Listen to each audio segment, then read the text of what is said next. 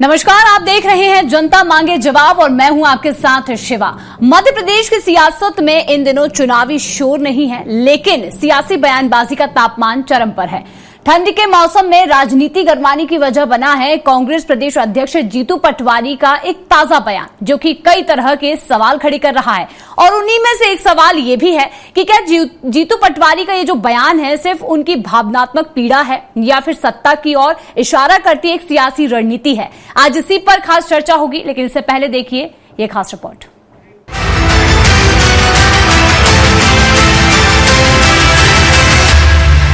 मध्य प्रदेश की राजनीति में इन दिनों बिना चुनावी माहौल के भी बयानबाजी का तापमान लगातार बढ़ रहा है।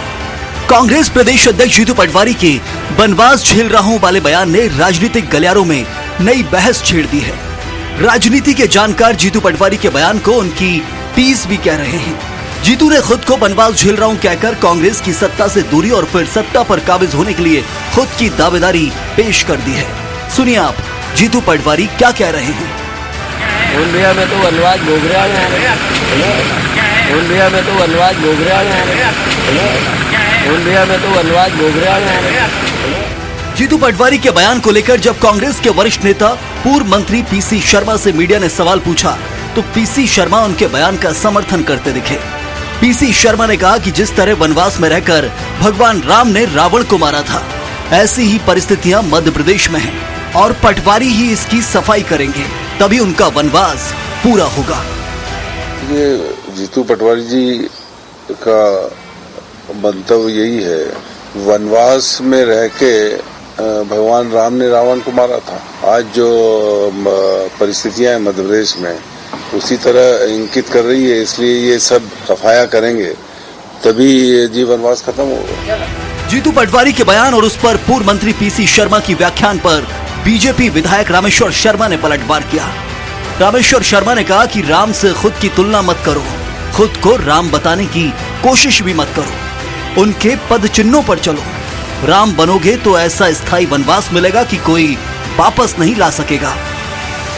कांग्रेस ने उनको वनवास दिया है तो मुझे नहीं मालूम, और किस बात का वो वनवास भोग रहे हैं वो जाने। राम से खुद की तुलना मत करो, राम के पद चिन्हों पर चलने की कोशिश सब करो, पर खुद को राम बनने की कोशिश मत करो कि उस वनवास से कोई वापस नहीं ला पाएगा। मध्य प्रदेश में कड़ाके की ठंड के बीच सियासी बयानों ने पारा चढ़ा दिया है।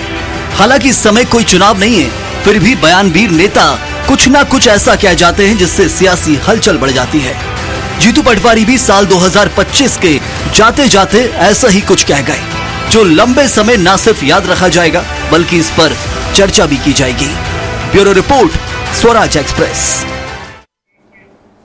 तो जीतू पटवारी का ये बयान, जिस पर अब बवाल तो तेजी से देखने को मिल रहा है। चलिए इसी पर चर्चा के लिए हमारे साथ मौजूद हैं ब्रजगोपाल लोया बीजेपी प्रवक्ता, डॉक्टर विक्रम चौधरी कांग्रेस प्रवक्ता और प्रवीश गौतम वरिष्ठ पत्रकार। मैं तीनों का ही स्वराज में स्वागत करना चाहती हूं। और आज हमारी जो खास चर्चा है वो जीतू पटवारी के उस बयान पर है जिसने सियासी पारा हाई कर दिया है। चलिए सबसे पहले मैं कांग्रेस प्रवक्ता से ही जानना चाहूंगी, क्योंकि बिल्कुल जो बयान है बिल्कुल यहाँ पर चर्चा का विषय बना हुआ है। तो विक्रम जी, मैं आपके पास ही आना चाहूंगी और सबसे पहले यही जानना चाहूंगी कि आखिर ये कौन सा वनवास है जीतू जी का, क्योंकि देखिए जो उन्होंने ये बयान दिया है उससे या तो ये स्थिति साफ होती है कि आपने अपने प्रदेश अध्यक्ष को इतना परेशान कर दिया है कि वो ऐसा बयान दे रहे हैं, या फिर कांग्रेस की कोई नई रणनीति है। क्या कहना चाहेंगे विक्रम जी? महान और ऐतिहासिक संदर्भ जब दिए जाते हैं तो हम अपने संघर्ष को थोड़ा विराट बनाकर पेश करते हैं। और चूंकि भारत में राम, कृष्ण, बुद्ध, महावीर, इनकी जो कथाएं हैं और इनका जो जीवन संघर्ष है वो हमारी पीढ़ी दर पीढ़ी हमारे डीएनए तक में इसकी याददाश्त घुस चुकी है। तो जब हम किसी इस तरह के रूपक का या प्रतीक का, इंग्लिश में इसको मेटाफर कहते हैं, उसका जब प्रयोग करते हैं तब हम कोशिश करते हैं कि अपना जो संघर्ष है उसका जो रूपक, उसका चित्रांकन जो है एक विराट रूप में और एक अच्छे संघर्ष के रूप में जनता को बता सके। तो उस संदर्भ में उन्होंने कहा है कि जिस तरीके से मध्य प्रदेश में हाहाकारी या आसुरी ताकतों का राज है, आप देखिए कि यहाँ जो है कल एक प्रियंक कानून गो आए, उन्होंने स्पष्ट कह दिया कि यहाँ तो हिंदुओं का हित ही नहीं देखा जा रहा है, हिंदुओं का ख्याल ही नहीं रखा जा रहा है। उनका सीधा इशारा था कि एक मिनिस्टर जो है मुस्लिम हिस्ट्री शीटर्स को जो है वो दे रहा है, एक मिनिस्टर के पास गांजा मिलता है, एक मिनिस्टर जो है सेना की बेटियों के बारे में अपमान करते हैं, 27-28 बच्चे मर जाते हैं, HIV वाला खून चढ़ा दिया जाता है, बच्चों को कुतर के खाया जाता है। तो मध्य प्रदेश में जो जंगल राज है, वनवास का मतलब ये नहीं होता कि हम अपने घर से बाहर निकल गए, हम बहिष्कृत हो गए। वनवास का अर्थ ये होता है कि हम एक महान लक्ष्य को लेकर एक संघर्ष कर रहे हैं। सबके अपने अपने चक्रव्यूह होते हैं, सबके अपने कुरुक्षेत्र होते हैं, सबके अपने अपने वनवास होते हैं, सबके संघर्ष होते हैं। तो ये हम एक रूपक की भाषा जब इस्तेमाल करते हैं तो ये जरूरी नहीं है कि हम, जैसे आपका भी संघर्ष है, कई बार आप बिल्कुल बिल्कुल देखिए, आप जो भी गिनवा रहे हैं कि मध्य प्रदेश में जो भी घोटाले हो रहे या जो भी चीजें आप गिनवा रहे हैं, उससे इस बयान का क्या संबंध है विक्रम जी? क्योंकि उन्होंने ये सामान्य तौर पर बाद में ये भी कहा कि ये तो हम सामान्य तौर पर बयान नहीं है, सामान्य तौर पर कही हुई बात है जी। हाँ, तो जब हम, जैसे राम का जो संघर्ष था, हम उस संघर्ष से प्रेरणा लेते हैं और हम ये कहते हैं कि हम जो मध्य प्रदेश को वनवास से मुक्त कराएंगे। हम मध्य प्रदेश आज जो जंगल राज है, जो आसुरी शक्तियों का राज है, तो मध्य प्रदेश के जो लोग और मध्य प्रदेश के जो जिम्मेदार नेता हैं वो वनवास भोग रहे हैं, और जब हम इस लक्ष्य को हासिल करेंगे तो हम राम राज्य में लौटेंगे। उनका आशय ये है। ठीक है ब्रजगोपाल जी, मैं आपके पास आना चाहूंगी। सामान्य तौर पर जो बयान है और जो अभी कहा गया है विक्रम जी के द्वारा कि राम जी से जो तुलना है वो आप देख सकते हैं। वैसे तो कई ऐसी चीजें, कई ऐसे बयान आए जिसमें ये कहा गया है कि जीतू पटवारी ब्रांड है, जीतू पटवारी आने वाली राजनीति के लिए एक बहुत अच्छा उदाहरण है, या फिर अगर देखें तो भगवान राम से सीधी सीधी तुलना की जा रही है जीतू पटवारी की। क्या कहना चाहेंगे? बड़ा राम जी की पूरी बातों को बड़े तौर से सुना था कि भगवान राम के वनवास से अगर आप तुलना करते हैं तो भगवान राम का वनवास मर्यादा के लिए था, उससे लौटकर वो मर्यादा पुरुषोत्तम बने। किसी सत्ता के लिए वनवास नहीं गए थे, बल्कि इसके लिए वनवास गए थे कि निश्चरहीन करऊं मही भुज उठाई प्रण कीन।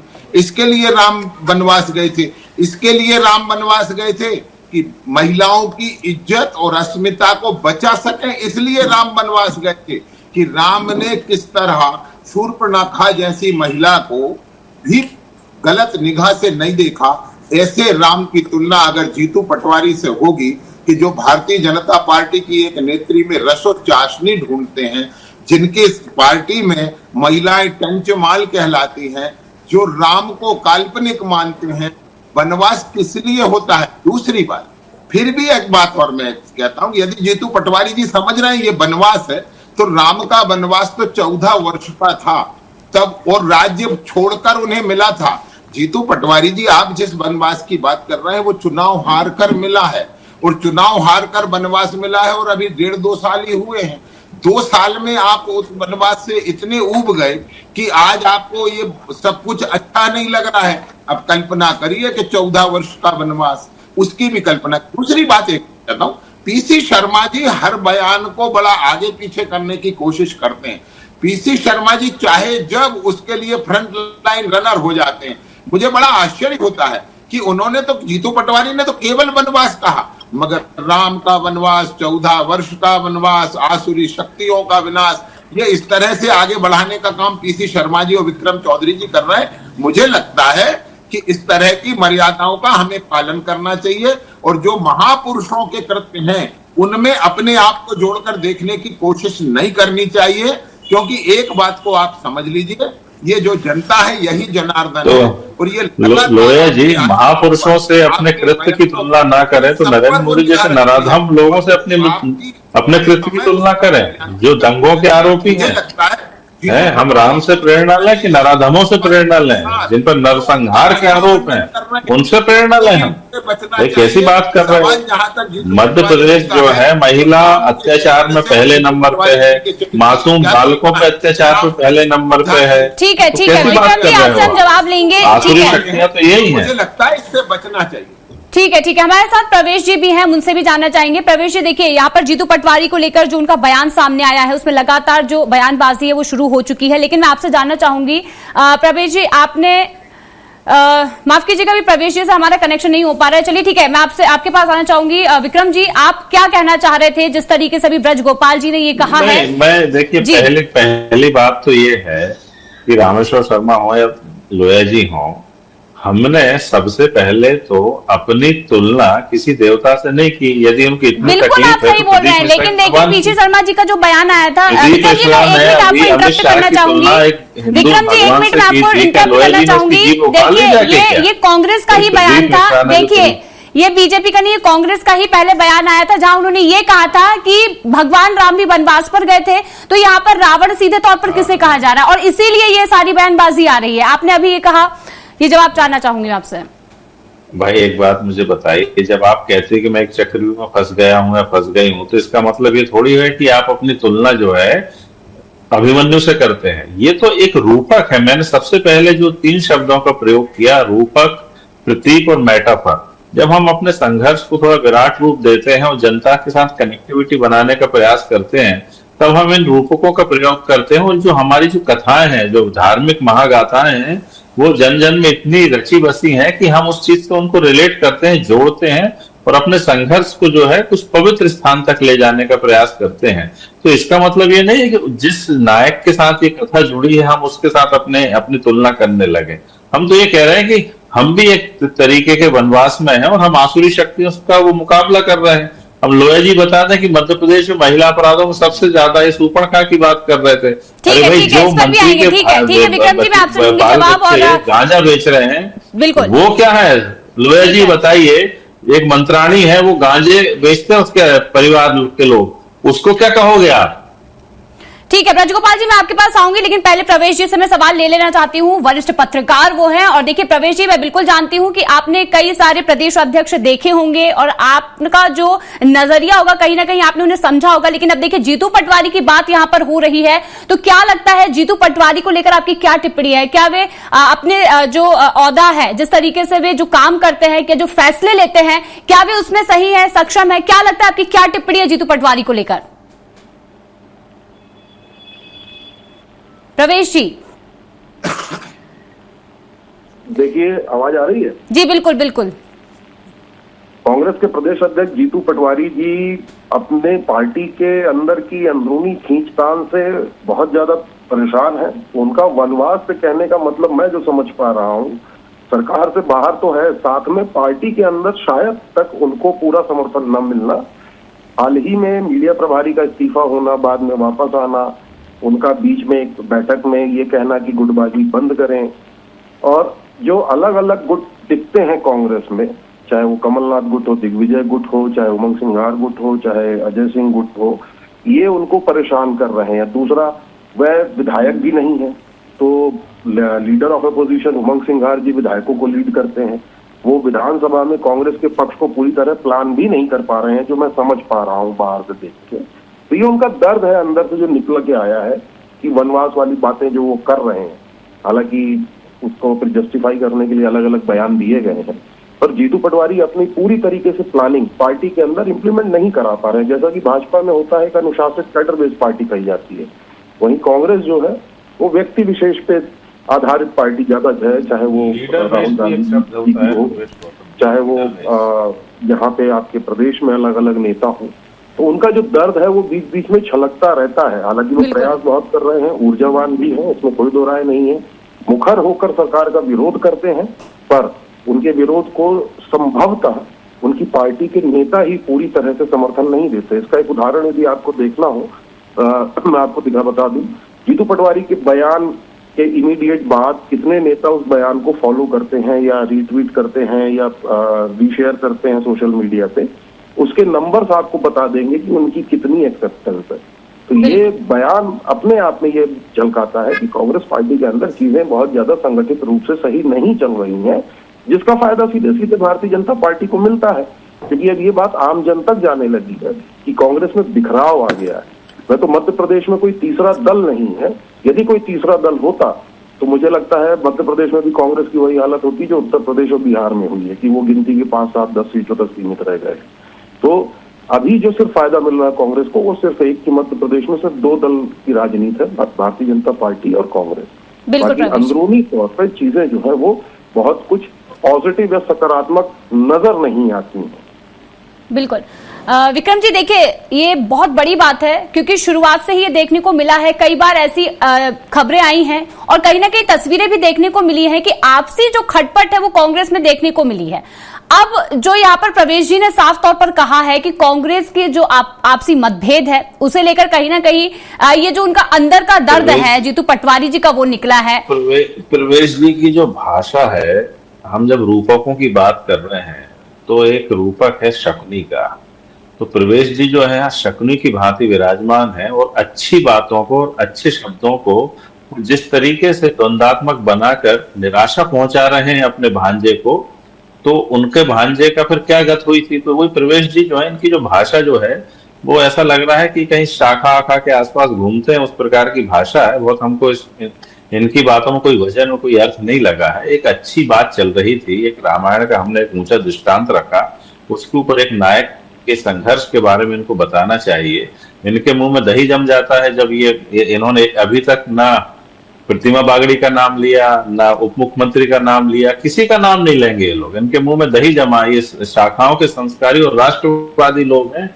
इनका जो धर्म जो है भारत को लूटना है और खाना है। तो ये जो चौथा विक्रम जी देखिए, यहाँ पर अभी प्रवेश जी ने क्या बातें कर रहे थे, इनको शर्म आनी चाहिए कि इनको कहाँ से क्या चंदा मिलता है कि लिफाफा मिलता है कि कांग्रेस के बारे में। ठीक है, ब्रजगोपाल जी के पास आना चाहूंगी। ब्रजगोपाल जी देखिए, अभी प्रवेश जी ने भी कहा है आपसे मत। विक्रम जी मैं आपके पास थोड़ी देर बाद फिर आऊंगी। पत्रकार जो रहता है वो शाश्वत विपक्ष रहता है, ये दलाल लोग हैं, कहां से पैदा हो जाते हैं, आ जाते हैं और आप उनको चैनल पे स्थान देती हैं। विक्रम जी देखिए, आप अपने शब्दों का इस्तेमाल सही से करें। विक्रम जी, जिस तरीके से प्रवेश जी ने कहा है, मैं आपको रोकना चाहूंगी। विक्रम जी, प्रवेश जी ने ये कहा है कि जीतू पटवारी ऊर्जावान नेता हैं, ये उन्होंने साफ तौर पर कहा है और उन्होंने किसी प्रकार से जीतू पटवारी का अपमान नहीं किया। बिल्कुल ठीक है, मैं ब्रजगोपाल जी के पास जाऊंगी, आपसे दोबारा मैं बात करूंगी। ठीक है ब्रजगोपाल जी, देखिए जिस तरीके से अभी प्रवेश जी ने कहा है कि आपसी मतभेद जो है कांग्रेस में देखने को मिल रहा है, तो क्या लगता है कि ये आपसी मतभेद का ही एक बयान था या फिर वाकई में जीतू पटवारी अपना जो एक दर्द है वो यहाँ पर झलकाते नजर आए हैं? देखिए, निश्चित राजनीति में कभी कभी इस तरह से दर्द झलकता है और ये राजनीति का सत्य है, इसे सबको स्वीकार करना चाहिए। और जिस तरह से जीतू पटवारी जी फंसे हुए हैं कमलनाथ और दिग्विजय सिंह के चक्रव्यूह में, तो उनको लगता है कि ये बनवास है कि किस तरह उन्हें फंसाया गया है। मगर मैं कुछ बातें निवेदन करना चाहता हूँ। विक्रम जी, आप बड़े पढ़े लिखे आदमी हैं, आप पीएचडी किया हुआ है, जी आपके मुंह से बात शोभा देती है, मैं सम्मान करूंगा जी। आप कांग्रेस को घेरेंगे, कांग्रेस को गलत कहेंगे, ये आपका धर्म है, लेकिन पत्रकार आते ही साथ कांग्रेस पे राशन पानी लेके टूट पड़ते हैं, विपक्ष को तिरस्कार करते हैं। विक्रम जी देखिए, आप अपनी बात रखिए, मैं आपके पास दोबारा फिर आऊंगी। आप अपनी बात बिल्कुल रखिएगा, आपको मौका दिया जाएगा, बिल्कुल मौका दिया जाएगा, आप अपनी बात रखिएगा, बिल्कुल रखिएगा। लेकिन ब्रजगोपाल जी, मैं बस आपसे ये जानना चाहती हूँ, जिस तरीके से बयानबाजी हो रही है, मैं ये जो साफ तौर पर जो स्पष्ट रूप से ये विक्रम जी ने भी अभी कहा था कि किसी प्रकार से हम राजनीति हलकों में जो राम से तुलना की जा रही है जीतू पटवारी की, वो तो खुद पीसी शर्मा के बयान से सामने आया था, तो उस पर ही मैं आपसे जवाब जानना चाहूंगी ब्रजगोपाल जी। मैं फिर से कह रहा हूँ, हिंदी साहित्य में 3 बहुत महत्वपूर्ण शब्द हैं, उपमा, उपमेय और उपमान, मगर उनका प्रयोग कब, कहां, कैसे करना है, यदि वो आपको नहीं आता है तो इनके प्रयोग से बचना चाहिए। कांग्रेस के जो हमारे मित्र हैं, खासतौर से जब मीडिया से संवाद करते हैं और अपने नेताओं का जब महिमा मंडन करते हैं, तो वो ये भूल ही जाते हैं कि हम कहां तक पहुंच गए, हमने भाषा का कहां तक इस्तेमाल कर लिया। मुझे बड़ा आश्चर्य होता है। आप अभी शकुनी कह रहे थे, हमारे कांग्रेस के मित्र प्रवक्ता, मैं आपसे फिर वही कहता हूं, ये वो लोग हैं जो बड़ी संस्कारित भाषा का प्रयोग करते हैं ओसामा बिन लादेन के लिए, बड़ी संस्कारवान भाषा का प्रयोग करते हैं, बड़ी संस्कार भाषा का प्रयोग करते हैं हाफिज सईद के लिए। वो व्यक्ति यहाँ बैठकर जब इस तरह की भाषा का प्रयोग करते हैं, तो मुझे लगता है ये कांग्रेस के चाल चरित्र और चेहरा तीनों को दिखाती है। और जहां तक जीतू पटवारी जी का सवाल है, तो जीतू पटवारी जी आज भी मध्य प्रदेश में मेहनत करने के बावजूद भी पहचान के संकट से भी जूझ रहे हैं और पार्टी के प्रभुत्व के संकट से भी जूझ रहे हैं। पार्टी में उनकी सुनने वाला कोई नहीं है, उनकी मानने वाला कोई नहीं है। आप देखिए कि वो परिवर्तन की मशाल लेकर गए थे और ज्यादातर जगहों पर ब्लॉक कांग्रेस और मंडलम के अध्यक्षों की नियुक्ति वही के वही उन्हें रिपीट करना पड़ती है। जिनके नेतृत्व में हारे थे उन्हें फिर बना दिया जाता है। तो जीतू पटवारी जी किस लिए कह रहे हैं वो सबको समझ आ रहा है, विक्रम जी को भी समझ में आ रहा है। इस तरह मीडिया विभाग में पिछले 4 दिन पहले मामला उलझा और किस तरह मुकेश नायक जी ने इस्तीफा दिया, फिर वापस लेना पड़ा। तो आप ये समझने की कोशिश करिए कि जो प्रदेश अध्यक्ष अपनी मर्जी से कुछ भी नहीं कर पा रहा है तो इसे वनवास ना कहे तो क्या कहे, वो ये क्यों ना कहे कि ये समय है, ये भी गुजर जाएगा। बिल्कुल ठीक है। प्रवेश जी, मैं आपके पास आना चाहूंगी, क्या लगता है ये जो बयान सामने आया है जीतू पटवारी का, इससे क्या लगता है प्रदेश की राजनीति पर क्या असर होगा, और कहीं ना कहीं अगर देखें तो आम जनता का इससे क्या फायदा है? क्योंकि देखिए ये जो बयान आया है इससे बीजेपी कांग्रेस की जो बयानबाजी शुरू हुई है, क्या लगता है इस बयान के बाद क्या राजनीति स्तर जो है वो बढ़ेगा? कोई कद नहीं बढ़ेगा। हमारे कांग्रेस के जो साथी बैठे हैं उन्होंने बड़े आसानी से आरोप लगा दिया, पर ये आरोप प्रमाणित नहीं कर पाएंगे। बिल्कुल, ये बताता है कि अंदर से फ्रस्ट्रेटेड है। कांग्रेस को यूनाइट होने की आवश्यकता है। यूनिटी ना होने के कारण, एक रूपता ना होने के कारण पार्टी पे आप देखेंगे कि बहुत सी चीजें सामने आज नजर नहीं आती हैं और जनता के बीच भी पकड़ धीरे धीरे कमजोर मुझे नजर आ रही है। तो इसका नतीजा विधानसभा चुनाव के रिजल्ट है।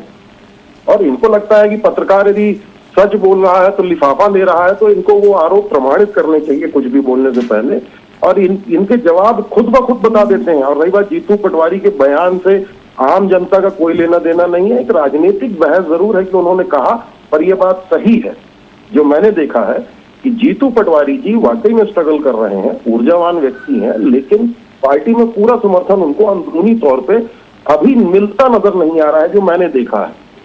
और वही वनवास की वो शायद वही वनवास की बात कर रहे हैं। हालांकि पीसी शर्मा जी ने उनको उपमा दी, राम कहा, लक्ष्मण कहा, वो पार्टी का ऐसे बीजेपी अपने नेताओं को राम लक्ष्मण और बजरंगबली क्या क्या कहती रहती, वो उनके इंटरनल बातें, उसमें बतौर पत्रकार मैं ज्यादा टिप्पणी नहीं करना चाहता। पर इतना जरूर कहूंगा कि कांग्रेस की व्यथा, जो यहाँ पे कांग्रेस के बैठे, मैं तो नाम भी नहीं जानता, चेहरा भी नहीं देख पा रहा हूँ क्योंकि फोन पे हूँ, उनकी व्यथा उनके बयानों से समझ में आ रहा है कि कुछ न कर पाओ तो आरोप लगा दो।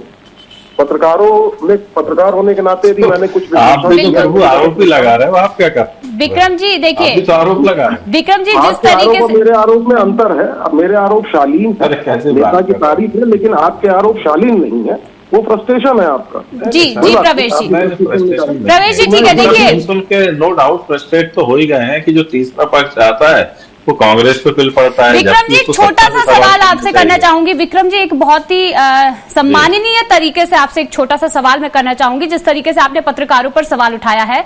जब आपसी मतभेद की जो बात कांग्रेस की हुई है, तो कुछ ऐसी तस्वीरें, जब मीटिंग होती है तो कांग्रेस में आपसी लड़ाई होती है।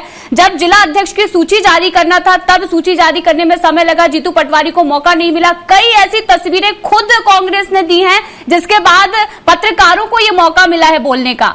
तो उसके बाद फिर आप ऐसा कैसे कह सकते हैं कि पत्रकार अपनी मतगणना रखते हैं? एक छोटा सा सवाल है ये जी। पहली नहीं, आपकी बात से मैं सहमत हूँ, ये राजनीति है। भाजपा में भी वही फुटबॉल है जो कांग्रेस में है। बिल्कुल, प्रवेश गौतम जी से पूछ लीजिएगा, ऑफ द रिकॉर्ड पूछ लीजिएगा। यदि हम जब राजनीति करते हैं तो कहीं ना कहीं जो है उसमें गुटबाजी भी होती है, टसल भी होती है। एक बात। दूसरी बात ये है कि ये सिर्फ कांग्रेस में ही व्याप्त है, ऐसा नहीं है। तीसरी बात यह है कि हमारी पार्टी जो है एक आंदोलन से निकली पार्टी, एक लीडर बेस्ड पार्टी है, कैडर बेस्ड पार्टी नहीं है। बिल्कुल, तो लीडरशिप ज्यादा इग्नाइटेड माइंड्स है हमारे यहाँ। आप देखिए ना, आजादी के पहले भी कांग्रेस में नरम दल था, गरम दल था, कहीं सुभाष चंद्र बोस और कहीं नेहरू जी की, ये सब आपस में इग्नाइटेड माइंड्स लोग हैं। हम जो है रेजिमेंटेशन वाले लोग नहीं है कि टोपी पहन गए एक के पीछे भेड़ जैसे निकल गए। हम लोगों का अपना नेतृत्व, अपना पराक्रम है। वही पराक्रम के आधार पे अब मुझे बताइए, यदि राम को वनवास मिला था तो उनके घर में तो कुछ ठीक नहीं चल रहा था ना, तो इसको आप क्या कहेंगे? गुटबाजी कहेंगे? क्या कहेंगे आप? ऐसा नहीं है। बिल्कुल आप सही बोल रहे हैं, बिल्कुल सही बोल रहे हैं। बीजेपी में भी गुटबाजी है और सामान्य तौर पर इसी पर सवाल पूछा गया था। बिल्कुल ठीक है।